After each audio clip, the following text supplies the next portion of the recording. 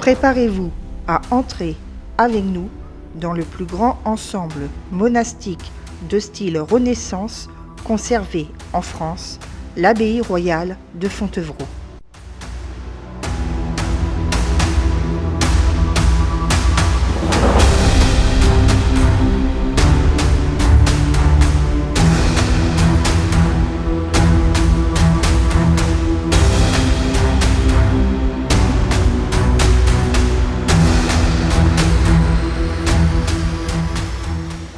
D'Aliénor d'Aquitaine à Napoléon, de la fondation de l'abbaye en 101 à l'ouverture de musées d'art moderne, l'abbaye a vu passer les personnages de renom.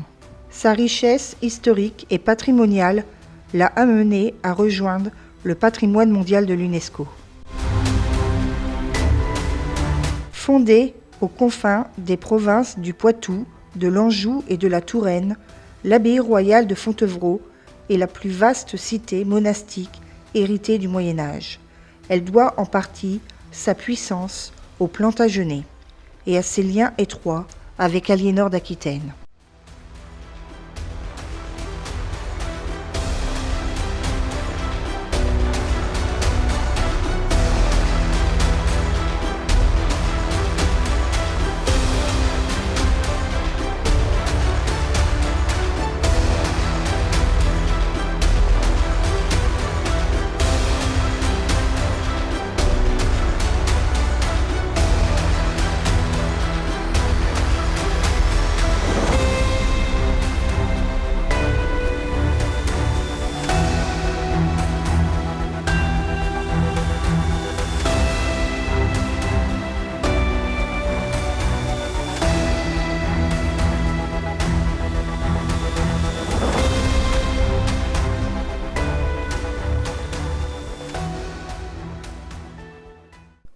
Au cours de l'été 1189, Henri II Plantagenet souffre d'un ulcère.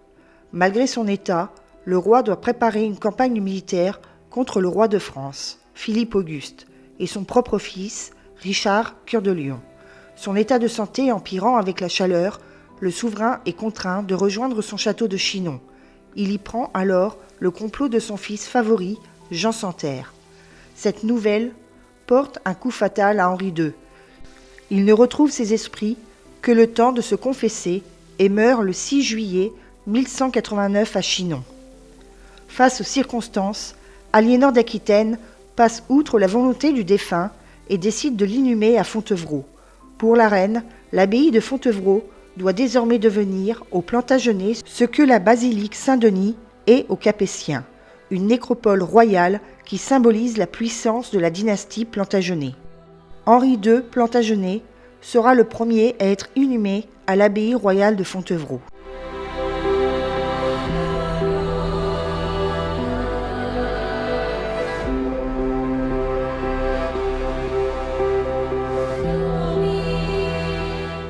Après y avoir fait inhumer son mari, Aliénor d'Aquitaine y enterre également, en 1199, son fils, Richard Cœur de Lion. Avant sa mort, en 1204, la reine avait commandé des gisants polychromes en tuffeau pour sa propre tombe ainsi que celle d'Henri II et Richard. Son autre fils, Jean Santerre, qui succède à Richard Cœur de Lion, ne parvient pas à maintenir son emprise sur le territoire de France face à la politique conquérante de Philippe Auguste. L'empire Plantagenet se replie en Angleterre. Seule la dépouille d'Isabelle d'Angoulême, épouse de Jean Santerre, rejoint cette nécropole royale en 1249, aux côtés des gisants d'Aliénor d'Aquitaine, d'Henri II et du frère de son mari.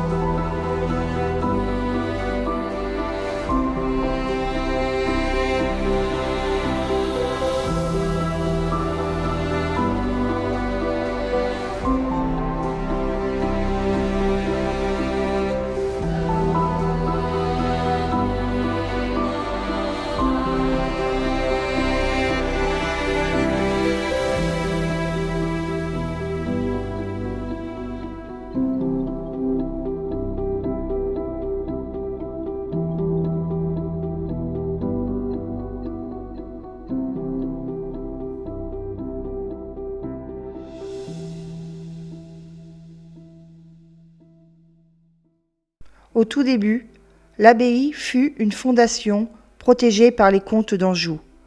C'est en 1101 que Robert d'Arbrissel, prédicateur itinérant, installe sa communauté d'hommes et de femmes à Fontevraud. Protégé par le comte d'Anjou, Foulques V, futur roi de Jérusalem, il fonde une abbaye accueillant frères et moniales, s'inspirant de la règle de saint Benoît. Il instaure une vie de pauvreté, de pénitence et de prière.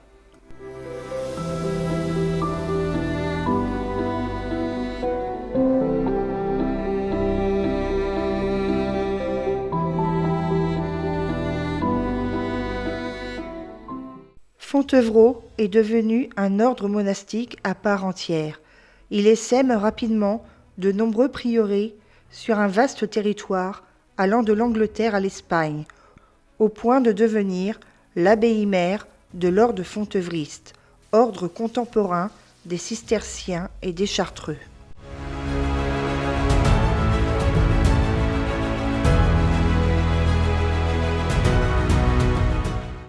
Le cloître est généralement une galerie couverte et fermée, entourant souvent un jardin intérieur, au centre duquel se trouve parfois un puits.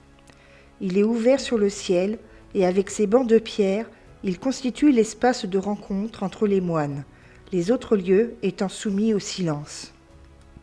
Cœur battant de la cité monastique, il donne accès à tous les lieux communautaires importants. Dans l'art cistercien, le cloître est carré, car c'est la forme géométrique qui symbolise l'homme et ses 4 dimensions, corporelle, intellectuelle, spirituelle et relationnelle.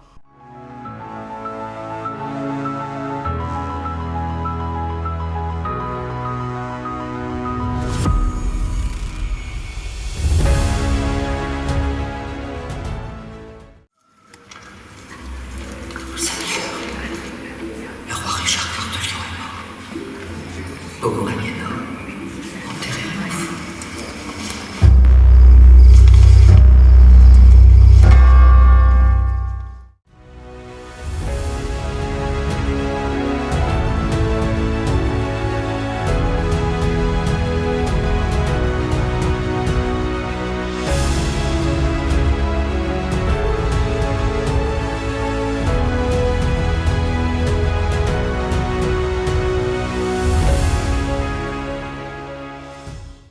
La gouvernance de l'abbaye et de l'ordre fontevriste est confiée à une abbesse, qui a pleine autorité sur la communauté double d'hommes et de femmes.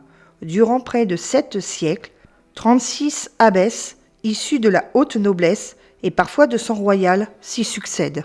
Cette abbaye a connu des moments fastes, mais aussi des replis. Durant la guerre de Cent Ans, l'abbaye faillit disparaître, faute de moyens suffisants et de vocation religieuse. Le XVe siècle marque le renouveau de l'abbaye, à la tête de laquelle 5 abbesses de la dynastie des Bourbons vont se succéder de tante à nièce pendant plus de 150 ans. La reconstruction de l'abbaye s'accompagne alors d'un retour à la discipline monastique, prônant ainsi une plus stricte observance de la règle, garante du prestige spirituel de l'ordre.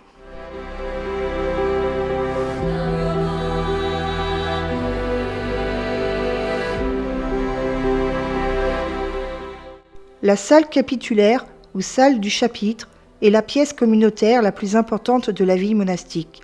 Toutes les décisions concernant les affaires courantes de l'abbaye y sont prises. C'est aussi dans cette salle que les moines prononcent leurs vœux définitifs d'engagement dans la communauté.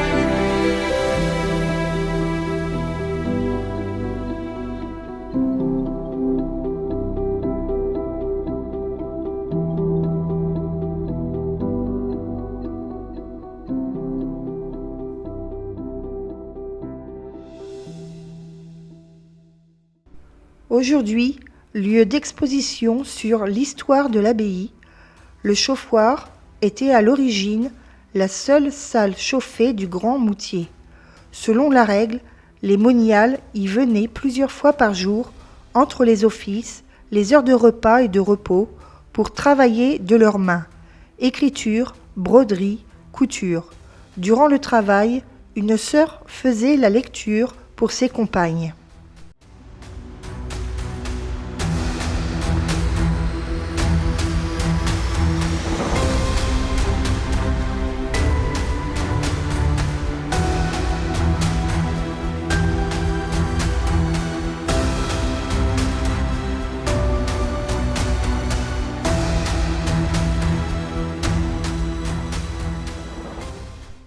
La passion de Louis XIV pour sa sœur, la célèbre marquise de Montespan, lui vaut d'être distingué par le roi. En 1670, Louis XIV nomme ainsi Gabrielle abbesse de Fontevraud. Elle est alors âgée de 25 ans. Intellectuelle et curieuse, elle entretient de nombreuses relations épistolaires avec les philosophes et théologiens, sans pour autant renoncer à la stricte observance de la règle.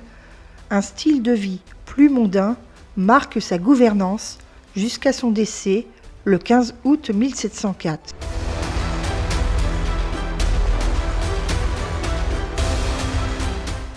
Julie d'Antin, en 1765, devient la 36e et dernière abbesse de l'abbaye royale de Fontevraud.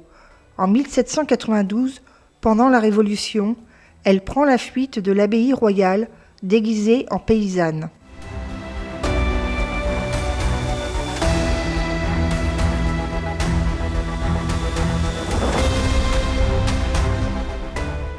La Révolution française va porter le coup fatal à l'abbaye et à l'ordre de Fontevraud.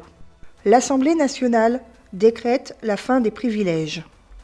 Le coup de grâce arrive le 2 novembre 1789. Les biens du clergé sont déclarés biens nationaux.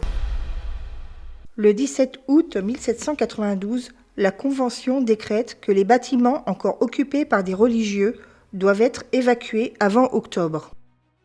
Le 30 janvier 1792, une troupe pénètre dans l'abbaye malgré l'interposition du gardien et commence à piller et saccager les bâtiments. Les sarcophages et cercueils du caveau des abbesses sont brisés et les ossements laissés à l'abandon ou jetés. Pour éviter de nouveaux pillages, la municipalité s'empresse de vendre les biens restants. Les 105 anciens religieux et religieuses résidant encore à Fontevraud assistent à l'ultime dispersion du mobilier et au martelage des blasons et des enseignes de l'Ancien Régime. En pleine terreur, l'atmosphère est lourde et les anciens occupants de l'abbaye deviennent suspects aux yeux de l'administration.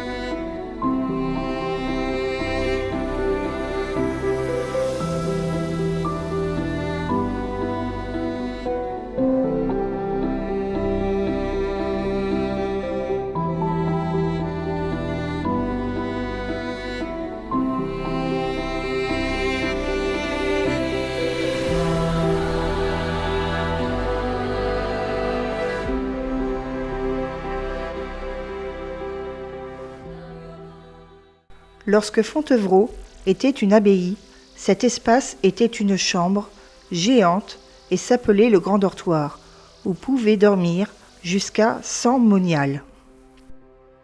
Elle se réveillait à minuit pour célébrer l'office des matines dans l'église, sans perdre de temps, car elle dormait avec leurs vêtements. Puis elle suivait les autres offices, prières collectives. À 6 heures, la prime. À 9 heures, la tierce. À 10 heures, la grande-messe et la sexte. La nonne à 14 heures, les vêpres à 17 heures et les complis à 18 heures.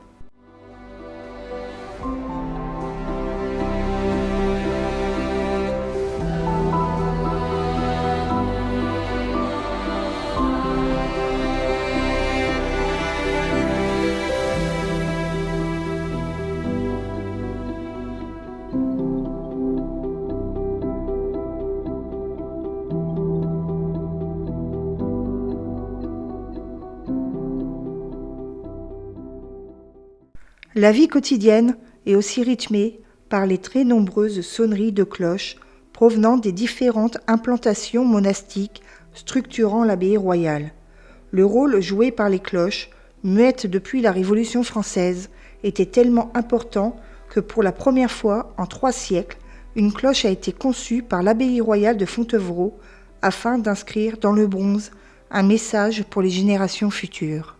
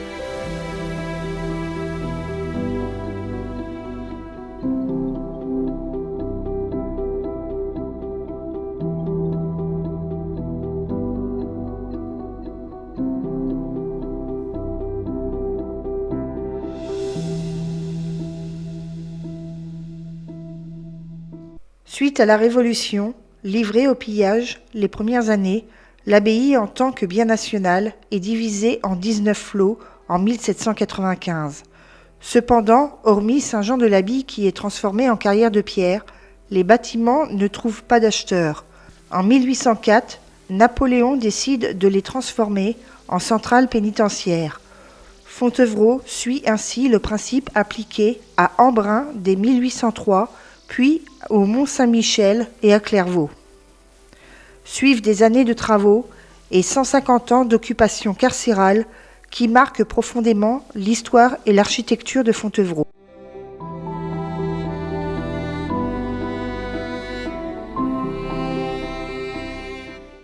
Dix années de travaux sont nécessaires pour adapter les lieux. Les vitraux laissent place à des barreaux. L'abbaye est cernée par un mur d'enceinte. Des bâtiments sont détruits pour diviser l'espace en quartiers distincts. Des miradors sont érigés pour surveiller les détenus.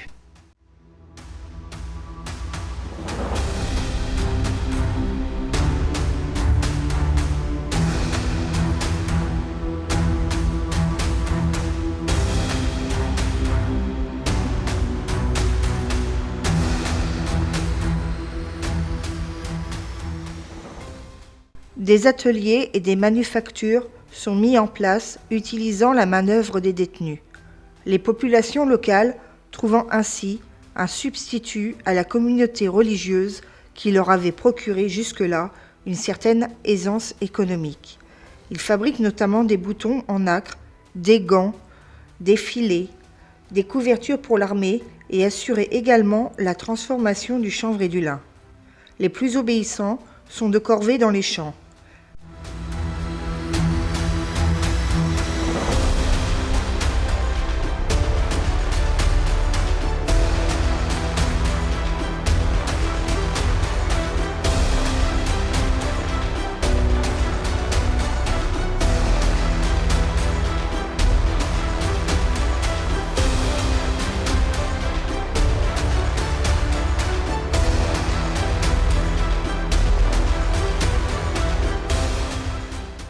Les gardiens et les surveillants surnomment Fontevraud la prison aux 1001 fenêtres et portes, en raison de son architecture pénitentiaire inadaptée, si bien que les conditions de détention sont rendues plus difficiles. Fontevraud étant considérée comme la centrale pénitentiaire la plus dure de France. La prison ne connaît ainsi que peu d'évasions en 150 ans d'existence. La plus marquante est une triple évasion qui se produit le 15 juin 1955. La traque, pendant 9 jours, de 2 des 3 détenus, sème la psychose et la confusion dans les 3 départements limitrophes. Les détenus recherchés sont abattus dans un champ à 50 km du centre pénitentiaire.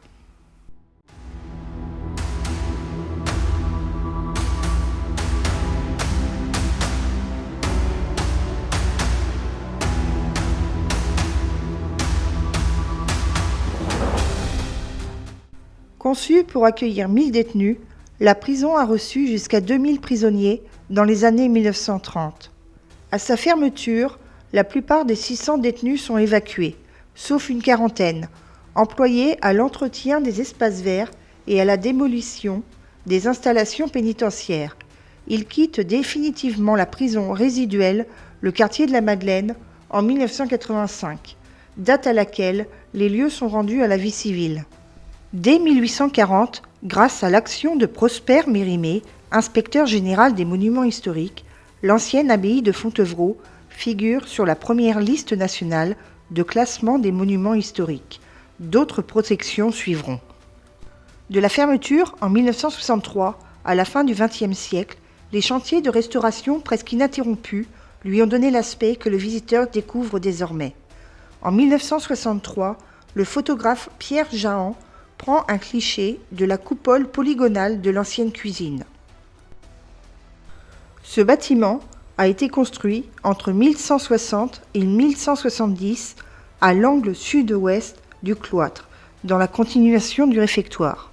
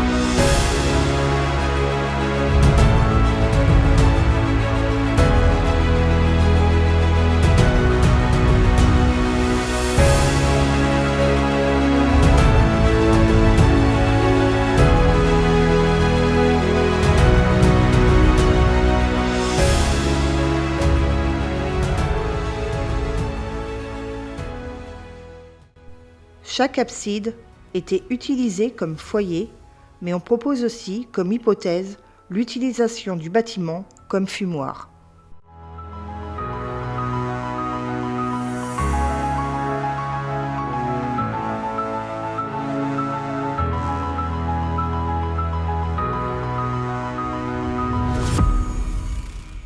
Aucune communauté religieuse n'étant susceptible de faire revivre l'abbaye, le centre culturel de l'Ouest est fondé en 1975 par Olivier Guichard, président du Conseil régional des Pays de la Loire.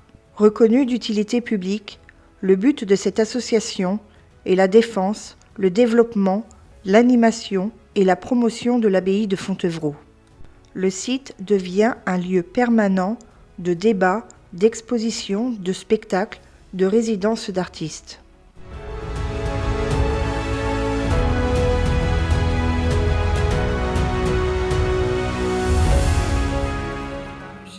Chaque été, entre le 15 et le 24 août, une fois la nuit tombée, l'abbaye revêt un nouveau visage. Les étoiles de Fontevraud vous transportent dans un parcours nocturne, patrimonial et artistique, lumineux et poétique. Elle nous ouvre le chemin de l'éternité.